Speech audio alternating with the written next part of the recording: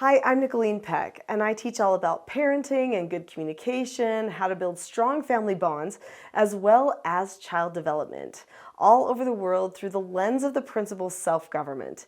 And in this video, we're talking about growth and development milestones and meeting their needs.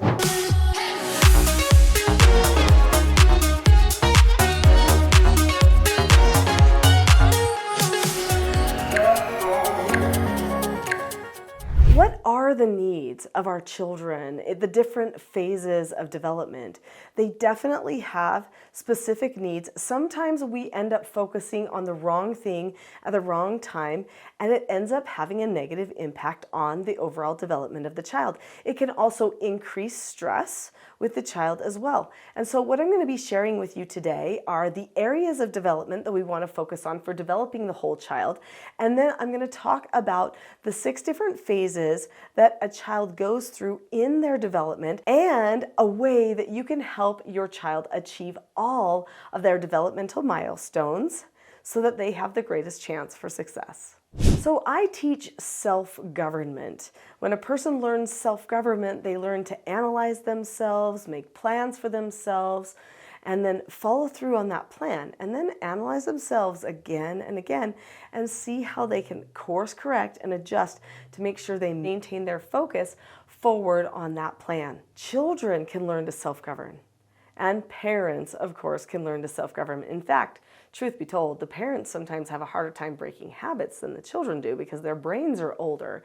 But everyone in the family can have the opportunity to learn self-government and develop further self-mastery by focusing on developing themselves. So children do develop in multiple different areas.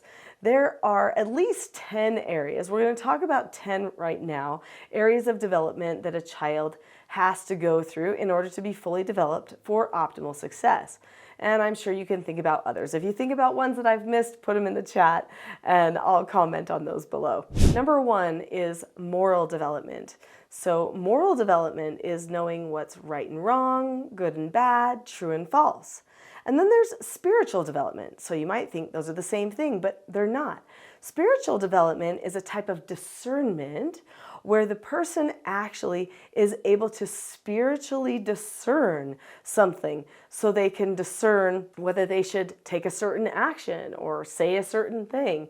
And that is not something that is cultivated in every home because not every home has this spiritual sense about it, but it is a type of intelligence that a person can develop.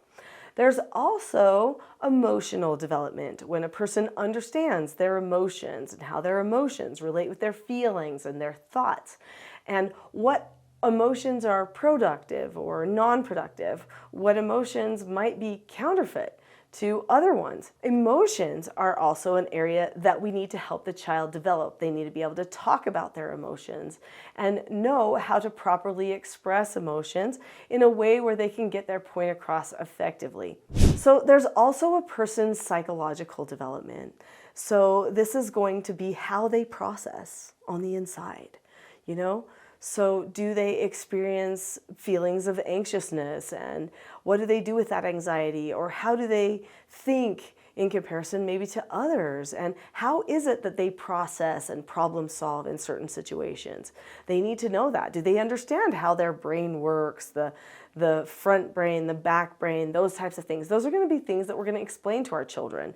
It's actually okay to explain those types of things, to talk about processing with the child so that they can analyze what's going on within their own heads. Then there's also intellectual development. Now that one probably people understand pretty well, but intellectual development is when we learn academic skills usually, right? We learn how to use that prefrontal cortex, we learn to problem solve and to analyze data and situations, but we also are usually putting together skill sets where we can use those skills to solve certain problems like mathematics and decoding when we're reading and writing down our thoughts.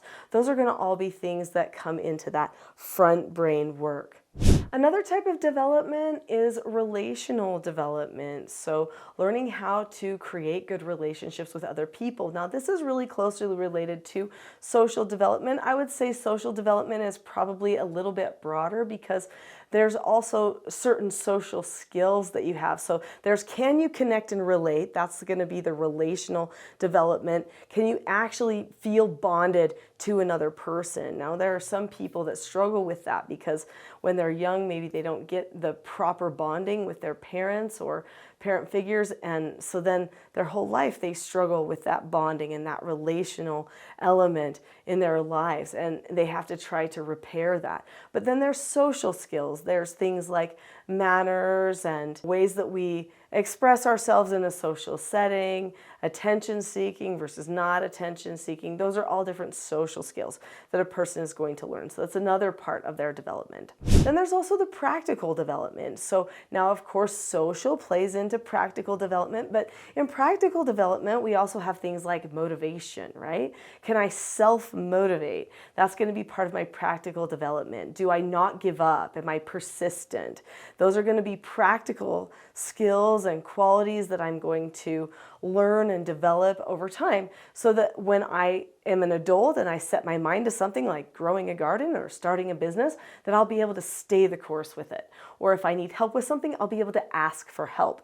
Those are also practical skills that can help a person in their lifetime. Other things that might be considered practical skills are things like procedural things, systems, those types of things. Can you see how the pieces are going to work if you're, putting together a marketing plan for an event you're throwing, say, for instance? Can you see how the pieces all work together? Do you know how to communicate with the people in order to get the process going? Those are all practical skills and really help a person thrive in business.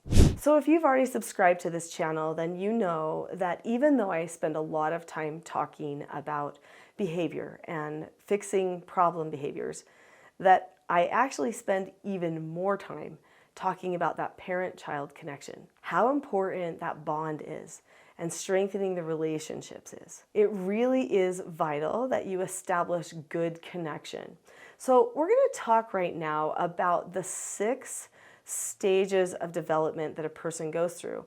And that number 1 stage that a person goes through is the connection stage, or the belonging stage.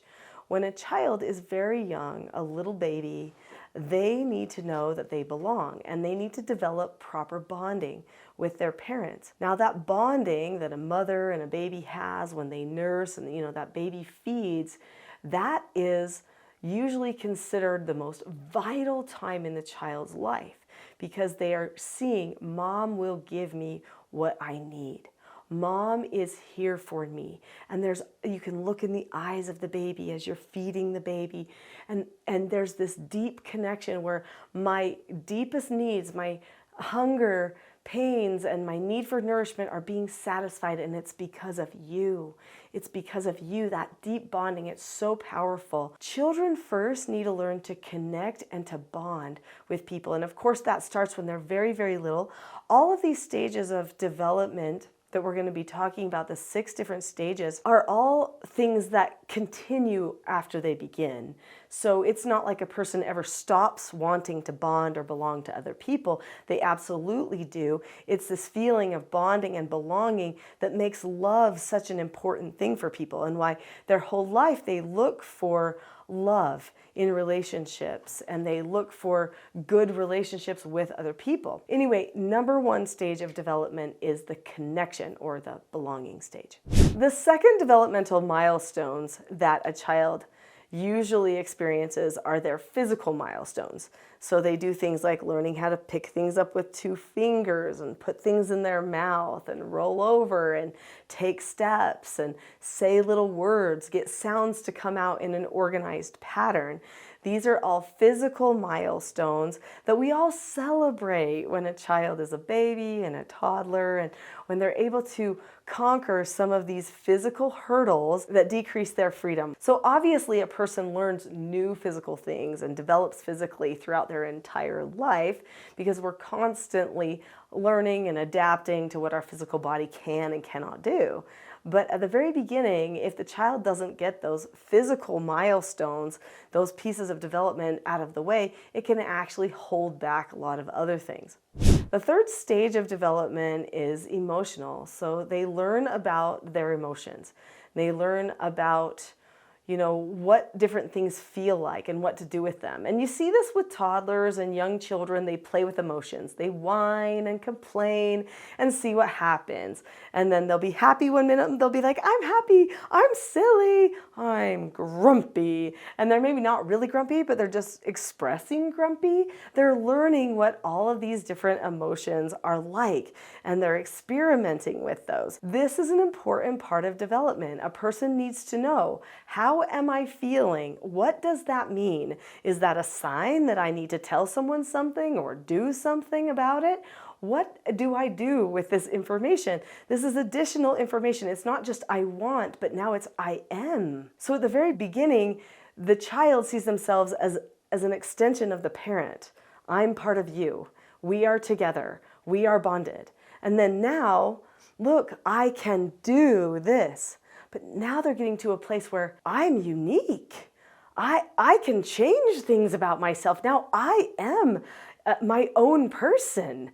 And emotions teach that. It's very exciting for them, but it also can be really frustrating with parents. And so learning how to help them learn about their emotions and how to handle emotions and teach them how to emotionally respond that will benefit them is going to be something that parents are going to be focusing on then for quite a bit of time to come. Stage 4 comes the moral milestones. Once a person recognizes I can choose and I am a unique individual and I feel things, now they have to go, but what's right and wrong? What should I choose? Who should I follow? Now we're bringing in the whole concept of ought and understanding that there's a better version of myself and a lesser version of myself.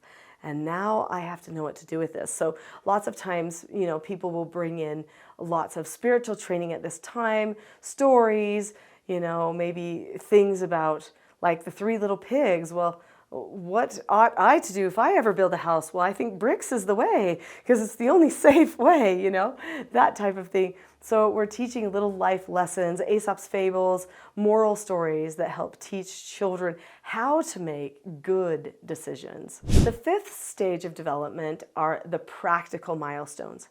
So this is where the child starts solving interpersonal problems. So they learn how to communicate with other people, how to really express themselves, how to problem solve in ways that can lead to better social skills. So the practical and the social connect together here in this stage of development because they really do work hand in hand. So what types of things do I recommend learning? Well, learn how to set goals for yourself, how to create a plan for yourself and follow through, but also how to talk to somebody about problems, how to admit when you've done something wrong or you've maybe had a problem yourself. These are going to be really empowering things to learn how to do so that the person can learn to pick up and move forward again and again and to work with other people. So teaching self-government is a really great thing to use during this practical and social development stage. So remember where I said I had something to explain to you that would help with some of this development? Well, this is it, the Teaching Self-Government Mentoring Journal. So in my TSG Parenting course, I talk about having regular mentor meetings with your children. So this particular book here has a place where they can schedule their life out by week, okay? So it's a weekly meeting. They talk about exciting things that are happening in their lives. There's time to have good connection and bonding. We keep maintaining that connection over time. But they also have an opportunity to discuss some moral things in here, but they also then start discussing their behavior in here, which is part of their practical and social intelligence and development at the same time. And then they also discuss the 6th stage of development, which is their intellectual development. So they set goals for themselves with school and their academics. They are setting 4 different areas of focus, all things related to personal, spiritual, physical, and academic. And they write those things down and make plans for themselves so that they actually see themselves progressing in their development.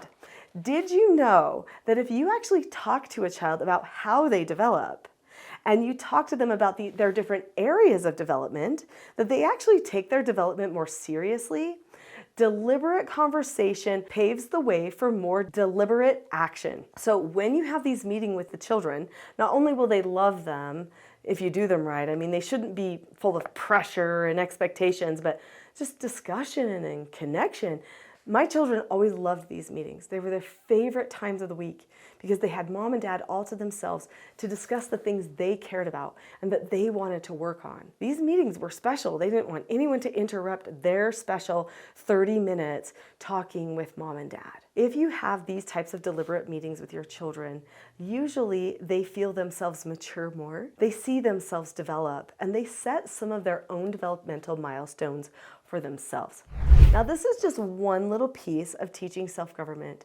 There are so many things that you can deliberately teach your children, like certain skills for success, like how to accept no answers and how to disagree appropriately and how to self-correct. These are all things that can be taught. If you are interested in those things, then definitely check out my next video, which is called The Not So Known Secret for Parenting Success. I'll see you there.